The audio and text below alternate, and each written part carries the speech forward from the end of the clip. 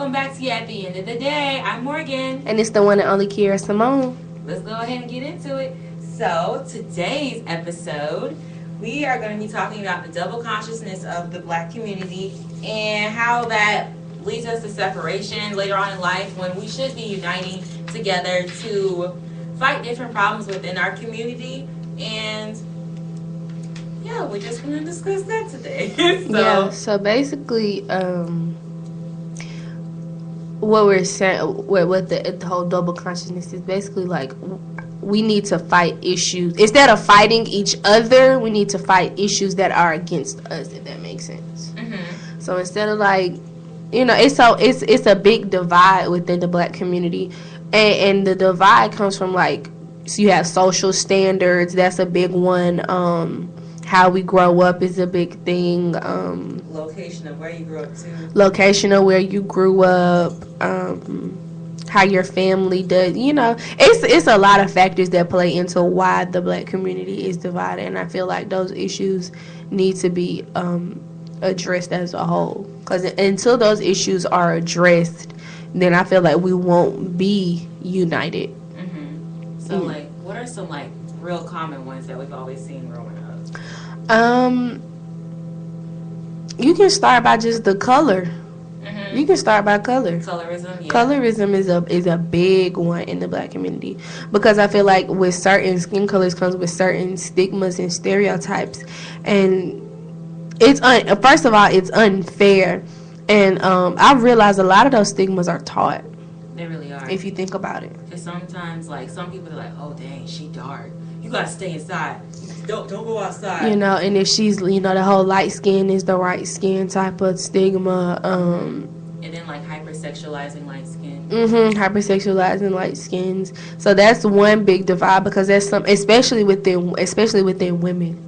Especially within Black women, because you have, not saying that Black women do this, but sometimes people put fairer or lighter skinned women on a higher pedestal than dark skinned women, and it's true, and it is ignorant, because how can you determine the value of a person by something they can't even help? We can't help what color we were. It's not something somebody can help. I don't feel like the value of a Black person should be the how light or how dark their skin is, because you can go on to accomplish so much more than just your skin color. Because like I said, that's not even something we can't help. We can't help on this color. Right. And then also some people, they take it as far as don't marry this person if they might be lighter than a brown paper bag. The brown paper bag test. And back in the day, way in 1920s, for sororities, they don't do this anymore with women. That I noticed. For the AKAs back in the day, you had to be lighter than the brown paper bag, and basically all the deltas were dark skinned at that time period. And one thing that I kind of noticed with fraternities, unfortunately, if we had more on our campus, it'd be kind of evident. But with guys, a lot of the Q dogs are dark skinned, a lot of Kappas are light skinned. But it's not like that here. It's honestly, you don't really have a plethora you can really choose from. So that's another thing with social standards and whatnot. Social standards. The areas in which we grow up can really divide. I feel like it's a divide, but I feel like it's one of those divides that people don't understand, because people feel like if you grow up on this side of town, you act like this. If you grow up on that side of town, you act like this. And some people play into that, but a lot of people don't. People feel like, oh, you grew up over here, you're violent, you're over the top, you do this, you that. If you grew up on this side of town, you think you're better than people, you think you have more, you think you don't have to follow rules and standards. And like I said, some people do play into that factor, but I feel like a lot of people don't. But I feel like a lot of another thing that I've noticed is we don't start seeing the divide in the Black community until we get older. Have you noticed that? I didn't notice because think about it, how when you grow up in a certain neighborhood, you're with the same people from kindergarten to 12th grade. If you go to the school that's in your neighborhood, 9 times out of 10 you're with the same people until you graduate. So for the past 12 years, you've been with the same people. You've dealt with the same things. So I feel like until you get out of that, And I haven't noticed, like, people would talk about the divide in the black community, but I didn't really see it because, like I said, I was with the same people from kindergarten to 12th grade. You know, we had our elementary school, then in our middle school, we started getting theater. But we were with the same people for. I've been with the same people for the majority of my life, so I didn't start seeing the big divide in the black community until I got to college, because now you have different people of different backgrounds, you have people of different socioeconomic backgrounds, you have people who are black but maybe come from like their parents are from the Caribbeans, or you have blacks whose parents may come from I don't want to say come from Africa, but the continent of Africa. Yes, we're trying to be politically correct. Come from the continent of Africa, and that's a big divide within itself. That's a huge divide within itself. So I just feel like we as black people have a lot of issues that divide us, and I feel like issues like that shouldn't. Just because you come from a different background doesn't mean we can't coexist. I feel like that's foolish to say, oh, because they come from this, or they're this ethnicity, or they're this and they're that we can't coexist. We're all black at the end of the day. I saw it from like when I was inside of elementary school, starting in 4th grade. That's when people really started with the African booty scratcher. Yes. We had some people that were like, actually had people from like, we had like a large quantity of people from Nigeria. Mm-hmm. A lot of them were related, because some people, they had really big families, and so they're like, oh, you an African booty scratcher, you ashy, you this, you that. And then as we progressed, because when I went to middle school, I didn't go to the one that was in my neighborhood, because unfortunately they had a lot of gang violence. It was a great school, but it got to the point they were actually yanking people out of class to fight them and whatnot, because they had a lot of rival gangs within one school. It's calmed down a lot, but instead I went to another school that was about 20 minutes away, and it was predominantly white at the time. And when it got to that point, growing up, it was fine, because I was in a predominantly black elementary school, but going to that environment and then meeting some black people that did grow up inside of like a predominantly white environment, they're just like, I don't like the way you talk, I don't like this, you're black. That's actually like the first time someone was like, oh my gosh, you're so black, because like for most of my life, everybody was just like, kumbaya, we're all good. But that was really like the first time period that someone was actually like, oh, your skin, because before that I'm just like, you're lighter than me, you're darker than me, blah blah blah. It never really like affected me. A lot of that, a lot of stuff like that plays into like the psychological mind of like a black person. Like somebody's telling you like, oh, you're too black. Like what? Like, how does that even correlate? Like, what does that have to do with anything? That'd be my thing when people point out stuff like that. Okay, yes, I am, but what does that have to do with anything? Like, why does that have to play a factor in who I am as a person? A lot of them are, like, borderline racist. Yeah, like, I don't know. I think me being a little fair, kind of like, people be like, oh, you're this, you're that, you act. How do you act a color? That's so stupid. That is so ignorant. How do you act a color? Like, some dark-skinned guys, they might be, like, emotional, like, oh, you acting light-skinned. Like, how do you act a color? And then it's like we place normal human traits on somebody because of their skin color. How do you act light-skinned? Like, the people say, oh, if you act light-skinned, that means you're, like, overly emotional. Me being overly emotional has nothing to do with being a human being. That has, like, me being overly emotional has nothing to do with the lightness or darkness of my skin. I'm emotional because I'm emotional. That's just that's just part of being a human. I just feel like, I don't know. I just feel like we're just playing into these ignorant stereotypes. And I feel like that's another thing that divides us. We play into these ignorant stereotypes. Like, it's stupid. It's like, you gotta really sit there and think, who came up with this idea? Who said this was like a logical statement? Our slave masters. And then also through media, because what we learned last semester, media is extremely powerful. Media is extremely powerful. They would have like, one example would be like the Sambo. They would have like the white guy dressed in blackface, acting like an hysterical fool, and we still see that a lot. And with unfortunately a lot of black comedians nowadays. But anywho, like. When I switched schools, I really saw that like people would focus on like the one black guy in class, and like he would be overly funny and loud and whatnot, and just sometimes just being a classroom disruption, and then when you like get to know a person one-on-one, it's like, I'm only doing this so they can like me. And it's sad, it's super unfortunate that people feel like they have to sometimes embody stereotypes so that way they can get a response from people. And what were you talking about? You were talking about like a mental divide. Like it's people, they're mentally conditioned to accept certain things. So like if we're growing up, sometimes we continuously hear things. So if you continuously hear colorist things, you might be a colorist person. You continuously hear like, oh, don't hang out with them, they're from over there. Then you're not going to hang out with certain people as they get older. Yeah. And another thing, I feel like people try to downplay people. How can I say this? They try to downplay somebody because of where they come from. And I don't like that, because I feel like it doesn't matter where you come from, how you grew up, what you had growing up. It's about how you can take that and flip it into something greater. So I feel like just because you grow up in just an impoverished neighborhood, that doesn't mean you're gonna be there forever.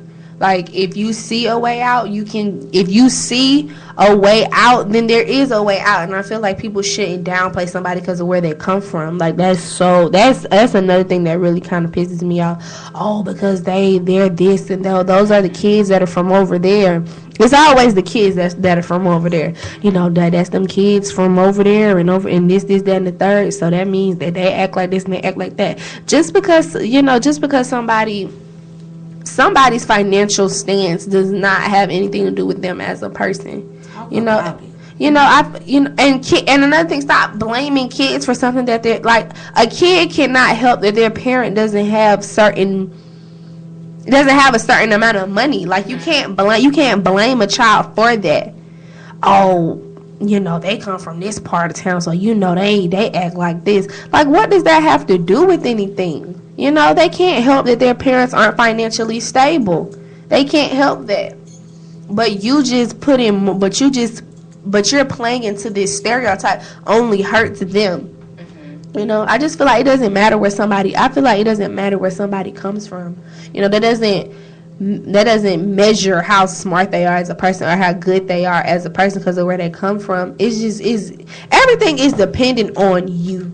You as a whole, you as a person, how you think, how you act, how you carry yourself, that depends on you. But I am gonna say where you come from does play a factor in certain things. Coming from certain parts does play a factor in how maybe you move or how you conduct yourself in different situations. But that overall, coming from where you come from overall, does not determine who you are as a person in the inside. That's my whole opinion on that. Because you can have somebody that's from a neighborhood, a well-off family, they can just horrible in life. And they're doing horrible in life. They're just as ignorant. They may be on drugs. They may be this, and you may have somebody who's from an impoverished neighborhood, and how many stories have you seen from people from impoverished neighborhoods go on to be millionaires? How many stories have you seen from people who come from money and they go on to be drug addicts? It doesn't matter where you come from. It's the old saying, doesn't matter where you come from, it's where you're going. And I really stand firm in that statement. Bless you. Thank you. That's my whole opinion. And also, like, another thing is, unfortunately, with a lot of our mindsets and stereotypes, we start to condition ourselves to get ready to accept being inside of a white supremacist nation. So say that one more time. As we're socially conditioned to act a certain way, judge other people, we start to condition ourselves to prepare ourselves for being inside of a white supremacist society. So we were talking about like judging people just because they go over here, don't hang out with them. We're just like, okay, so we've been told that these people over here, they do drugs and whatnot. We shouldn't go over there because their kids probably do drugs too. So when we do that, we prevent each other from coming together and uniting, because there's so many instances inside of our history that we look back on and we see black people, they come together and unite. For instance, Black Wall Street, Tulsa, Oklahoma, 1920s. Between 1920 and 1930. It was thriving, it was beautiful. It's just basically, it was like a whole town built with its own economic system, and it was just black business, black banks, black everything. And then one day there was a story. Most people know it, some people don't, but I'm gonna re-explain it anyway. Go ahead. So there was a woman, a white woman. She was like, I was raped by a black man, and they went and they burned the whole town down. Nobody knows who the woman was. Nobody knows if it was really true, and nobody even found the man. They just went and they just massacred everyone. And so, where's another instance? Another instance is like after the Black Panther Party really picked up in the 1970s after the assassination of MLK and Malcolm X. And so that's really when black business started picking up. That's when we really had these brands like Pink. That used to actually be a black-owned brand. That hair brand, you know, the relaxers and whatnot. The company that owns Dark and Lovely, the original company, that was black-owned. Now it's owned by L'Oreal. That's when we really started getting like other black-owned businesses, but now they're owned by all these larger corporations like L'Oreal, Revlon, Maybelline, CoverGirl, all those different types of stuff. Now they own our business because everyone was just like, okay, I see these coins, let me just sell my company. And that's another thing. I'm glad you mentioned that. Black people have to stop being not ruled by money, but like conscious about. I'm just gonna say this: black people have to realize that all money isn't good money, and I think that's what we as a whole need to realize. Like, just because somebody's throwing out an amount of money that you never seen before doesn't mean you should take it. I feel like a lot of black people, you know, I don't want to say their freedom, but like their, what's the word I'm looking for? Not their freedom, but their dignity. I feel like a lot of black people lose their dignity behind money, and they lose their dignity because, like, why would I don't know. It's like I have no words today. I don't know what's going on, but it's like I have no words today. I don't know what's going on.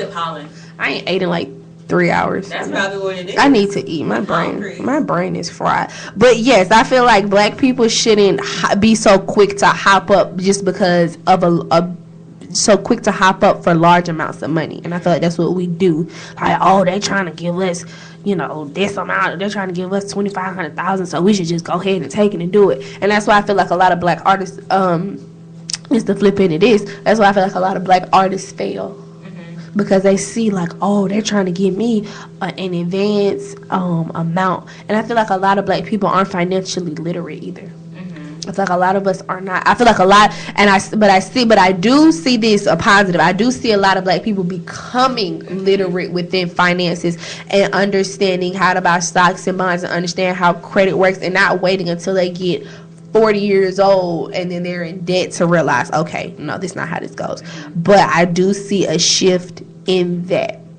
I like this shift in the culture. It's an amazing shift in the culture. A lot of black people are learning, like, I don't have to wait on this person to do it. I can do it on my own. So many black businesses are growing. And banks. We getting our banks. I don't have to follow around the bank or the beauty supply store anymore. The beauty supply store is now becoming ours.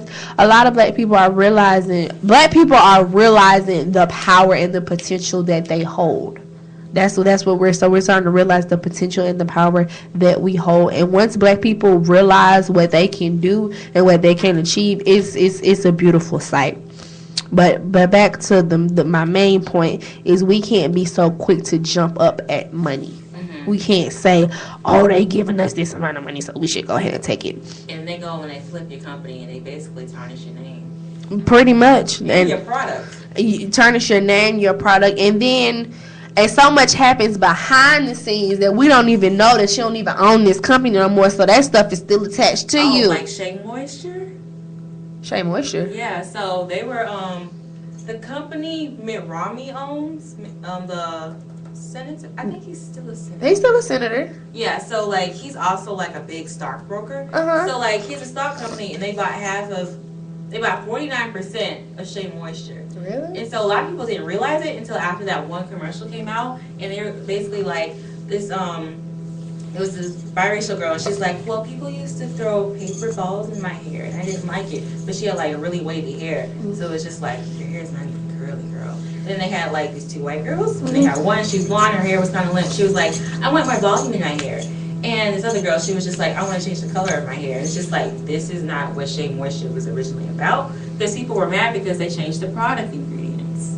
Why? So now everyone's realizing you water down the ingredients so that way it accompanies their hair instead of just adding another line like every other white-owned brand does. They add another line when they want to. Once again, barking up, going to changing what you normally are to fit.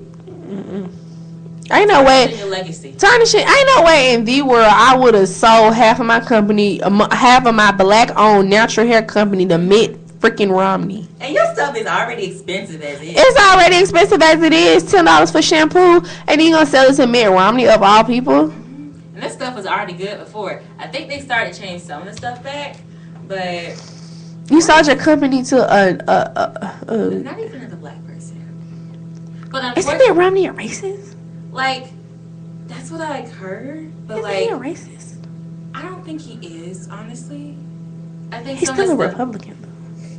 Yeah. He's still I mean, I try not to get too caught up inside of like political parties sometimes because it's just like they're both failures. Well, yeah. Yeah, both of them are failures, but I think he's just like sometimes does stuff and it's just like you gotta realize you shouldn't do that type of person instead of like being like a full blown Donald Trump racist. Like he still plays black friend. He still plays into certain factors. Yeah, he does.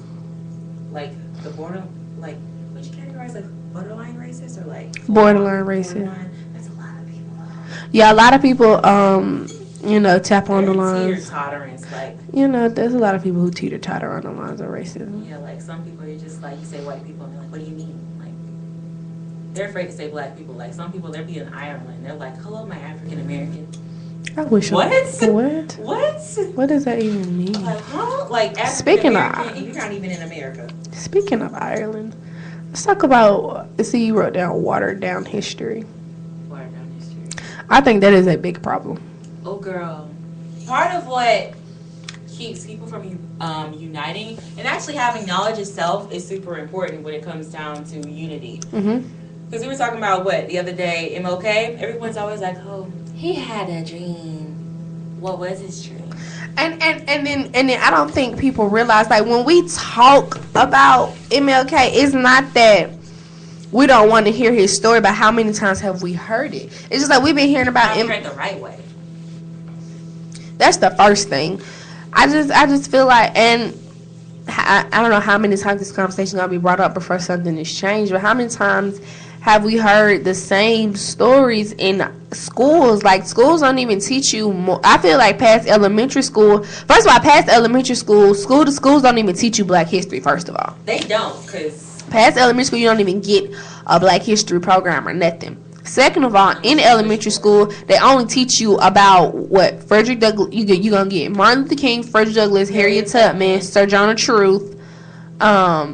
You may get a sprinkle of Malcolm X, but they don't even get into Malcolm X because they don't at all. They don't get into Malcolm X at all in school. Questionable in itself. That's questionable. They don't get into Malcolm X. And when they do, it's like they barely scratch the surface. They make him seem like such a violent person, but the more and more I look into the Black Panther Party, the more you realize they were the reason why a lot of black kids got breakfast. Period. And that's another thing I feel, and also not with them watering down history, they try to flip it into something it's not. Like, the Black Panther Party did a lot for the black community, and all they try to do is bring up, the radical side of them, and I don't like that because they did more than that, and people don't understand. Even with the radical stuff, a lot of that stuff is the reason why we have so much stuff that we have now. They weren't violent people. They just at all to arm themselves. And I don't understand why that was. And I don't even understand why that was a problem. Considering I don't understand why being armed was a problem. Considering the police was doing what they was doing in the first place. Dropping bombs on them. You're dropping bombs because let's not act like they didn't kill the way that they killed Fred Hampton. Let's not act like that didn't happen. You walked in, this man was asleep in his house with his pregnant wife, and his friend was there as well, and y'all kicked down that man's door and killed him. Let's not act like that. So let's not I just feel like they try to make the Black Panther Party seem like these overly violent people, and they weren't. And they still do that nowadays because the FBI has not changed their tactics. No. They were sending letters to MLK telling him to kill himself. And now you have activists, like I was talking about the other day, in Ferguson. Mm-hmm. How is everybody committing suicide? Everybody is not committing suicide. Y'all haven't changed y'all's tactics at all. At all. Now they're just moving to actually doing it because they knew they're not going to do it themselves. Mm-hmm. They do water down our his. They not only do they water it down, but they also try to flip it to make it seem like it's something that they're not. Because they try to paint Malcolm X as a violent person. He was not. They try to paint people like Malcolm X as a violent person, the Black Panther Party as like when you look into if you really research the Black Panther Party and how they teach it in school, they teach that the Black Panther Party was just a bunch of disobedient black kids. Mm-hmm. That's what they preach it as, a bunch of disobedient black kids. Why are you playing? That is so true. They try to make it seem like they're a Black Panther Party was a bunch of disobedient black kids. They're like, oh, they didn't obey the law. That's why Angela Davis had to go to prison. Like, No. They try to paint her like she was an angry black woman too. Mm-hmm. They love trying to say Angela Davis was an angry black woman. They sure do. She was far from that. A lot of them were trying to. How do I say this? I just feel like the Black Panther Party did what they had to do to fix our community as a whole. Yes, and also while we're on the Black Panther Party, there is a Black Panther Party today. They have no correlation to the one in the past. Like, they are on their own agenda, and they're on like a pro-violence agenda. Oh. Yeah, so yeah, that's not something to follow today. But which is unfortunate. I know, like, you shouldn't use violence to solve problems. But you should protect yourself. But you should protect yourself. But can you really say violence is a bad thing when so many people are violent towards us? Like, did you see that video of this man? He was sleeping in the back of his car. He was like sleeping. Like, this video really disturbed me. He was sleeping in the back of his car, and he had his gun in his lap. Okay, he's like, no, he's sleeping in the back of his car. So of course he's gonna have his gun in his lap just in case somebody tries to try him. You saw it was like 8 white cops, and they surrounded they had the car surrounded, and they had their guns pulled on him. He's still asleep. They were looking around, and they were like, I see him moving. He has a gun in his lap. I see him moving. No, he's still asleep. He's sleeping in the back seat, like he's stretched out in the back seat, sleep. And he moved slightly, like you see him sitting up. When I tell you, these police officers let off rounds in this man's car. Like, they let off. I'm talking about, like, you just heard the gunshots just rounding off in his car. And of course the police ended up killing him. But it's just like, this all could have been avoided. This all could have been avoided. And it's like, we tell black people, not to be violent and not to use violence as a means of fixing problems, but it's hard when you have situations like that arise.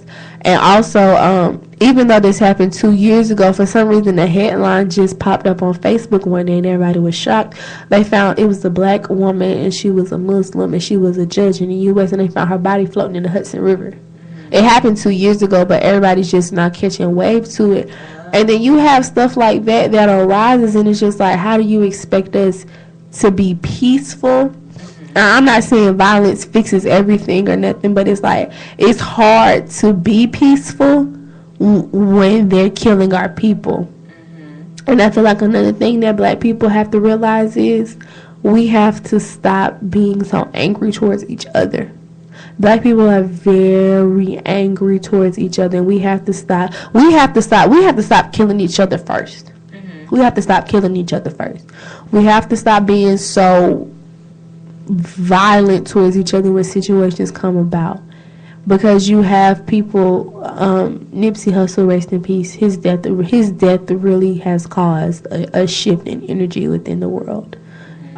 If you're a hip hop fan, like, you understand what the impact that he had on people, and we're not gonna get into that deep. Even like not listening to his music, every time I saw something about him, it was always good. He was a very positive person, and then you have his Candlelight, and people are acting radical out there.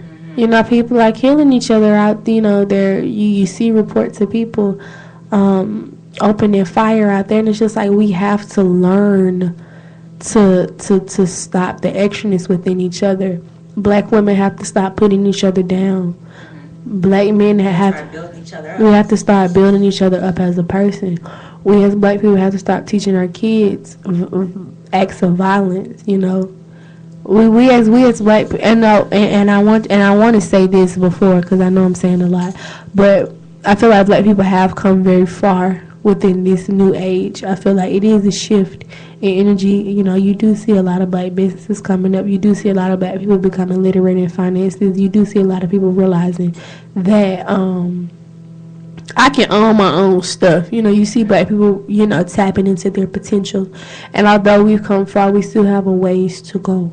Let's not lose this progress. Let's not lose this progress because we're coming far. Because we, as black people, we have so many, I don't want to say enemies, but I'm going to say enemies. Like, it's so many people. I'm not going to say enemies. We have a lot of hatred. We have a lot of hatred pointed towards us, and we have a lot of people who don't want to see us prosper and win. Like, you have people who have so much of a deep hatred for us who don't even know us. Like, you don't like something like it could be a dead racist who could stand in front of me and say he doesn't like me, he hates me, and he doesn't even know me.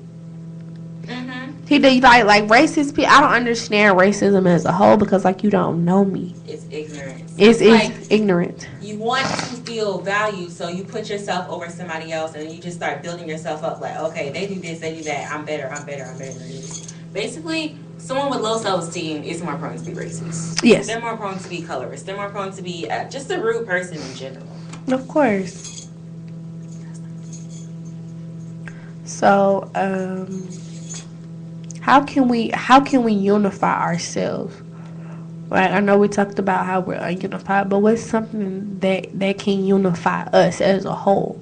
Well, solving poverty by dispersing wealth, but we have to attain wealth, dispense wealth, invest in our communities, invest in education. Education is the gateway to everything. Of course. An educated mind is a blessed mind. Oh, child, freak it.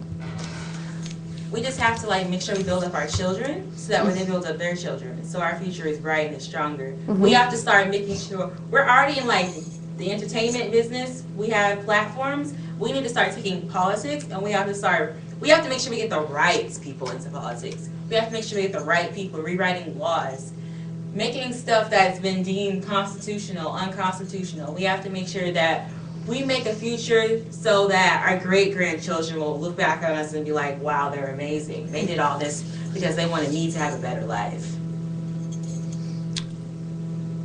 What I was going to say. And I'm glad you brought up the education because I love the fact that it's so how many kids are, even though we don't go to a HBCU, I love the fact that so many students are wanting to go to a HBCU. I feel like another thing, and I want people to start, like I said, even though I don't go to a HBCU, that was my choice not to go. That's different reasoning, but start putting money into these schools. You know, like I said, I don't go to a HBCU. Of course, I go to Glade State University. Go Lakers. But we just start putting money because I have a lot of friends who do attend HBCUs, and they tell me how much stuff they don't have, and it's just like these are institutions that are breeding black politicians, black lawyers, black doctors.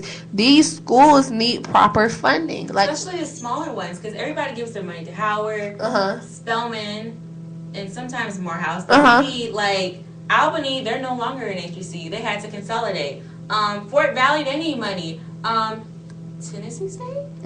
Tennessee State, they need money so that way they don't have to cut any more programs. A lot of schools, they're cutting programs. They can't afford to stay open. We have to disperse that money back. Because you have to realize how many people went to HBCUs and went on to be great. So I feel like we need to start figuring out how to fund these black institutions. We can't let these institutions go down for the simple fact of how much rich history they have. A lot of these schools have so much rich history, and I feel like that's the only place we were allowed to go. That's the only place we were allowed to go.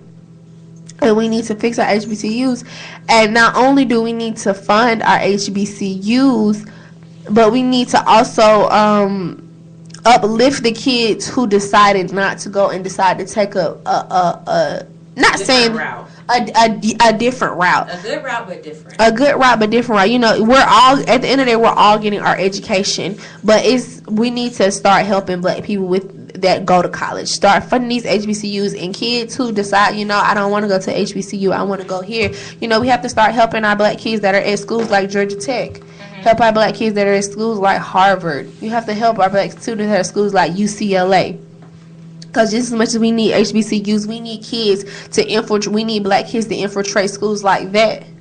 So that way, that, you know, it's not a lot of them there. But if they do choose to go there, that they feel comfortable there. And that they're not alone. And then they're not alone. Because, you know, at the end of the day, the school you want to go to is your choice. That's your choice. But we need to make sure that students who are at these institutions feel like that they belong there just as much as they belong at a Howard or a Hampton, that they belong at a UCLA or a Georgia Tech or a Harvard. Because as a black person, we should have a space. As a black person, we should have a space anywhere we go. And I'm not saying it's deserved, but we as black people need to make sure that we have open spaces everywhere. We have to build a support system. We have to build a support system everywhere. What? That's something we should totally bring up in a meeting. That would be awesome. That would be awesome. You know, and I just, you know, and I feel like the black community is trying to unify as much as we can, but it's still a lot of work that needs to be done, or needs to be, a lot of things need to be said also. A lot of problems need to be solved. A lot of problems. Starting from the bottom. That's another thing. We have to start from. There's so many deep-rooted issues that we need to solve before we can even get to, like, the top problems. You know, like we stated before, the colorism, the working with people from different backgrounds, dealing with kids in impoverished neighborhoods. But I feel like it's so many problems, but there are problems that can be solved. I think the gateway problem is poverty. Yes. So we solved that. We got a lot of things. That's crime right there. Because we as black people don't. I feel like a lot of people our age are starting to realize what generational wealth can do for you. Generational wealth, what it can do for you, as well as what it can do for your family, and how generational wealth can set up. Just making sure that, like, everybody after you is just as straight as you are. I feel like black people are really, if you're a Twitter person like I am, a lot of black people are realizing that that's what they want. They don't want short-term money. They want money to be straight so their kids can be okay. The conversations that I have with a lot of people, you know, us, you know, even though we're 19, 20 years old, a lot of people are bringing up the fact that they want their kids to be just as well off as they are. Because I know, like, my mother goes, you know, above and beyond for me, and I'm very thankful. But I don't want my child to, like, go through what I went through, essentially. Like, I want when my child gets ready to go to school, I can pay for it out of pocket. I don't want them taking out loans and, you know, getting a refund check and having to use that to survive, not using it. Because, you know, a lot of us don't use a refund. A lot of us get a refund check and we don't use it what it's supposed to be used for, because we're using it to suffice for other stuff. We're using it to suffice for other stuff. So I want my kids to be able to, when they go to college, the only thing they have to worry about is their schoolwork. Because I feel like that's a lot, that's a big problem with not just black kids, but students in general, you know, coming to college and have to worry about, okay, how I'm going to eat. Okay, well, I need money for this, I need money for that. The only thing I want my child to worry about in school is school. Because that's how you get distracted, and that's how different mental problems can come up, because you're worrying about so much more. Because school itself is such a stressor outer. It's school, you know, you have assignments, you have to do this, you have to do that. That's a lot within itself. And then trying to worry about other outside factors, it takes a toll on you. And I want, when my child decides to You know, even if my child decides to go to college, I'm not going to make my child go to college. I'm not going to do that. If they don't want to go, they don't have to go.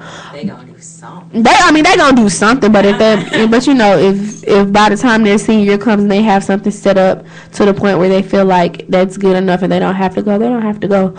But college ain't the only way. You go to trade school, learn how to be like a plumber. You'll be rich being a plumber, an electrician. You know, it's other ways out. So they choose that college is not their route. But I do want them to be set up to the point where they don't have to do things. You know, let's not act like a lot of us didn't go to college because we felt like that was the only way out.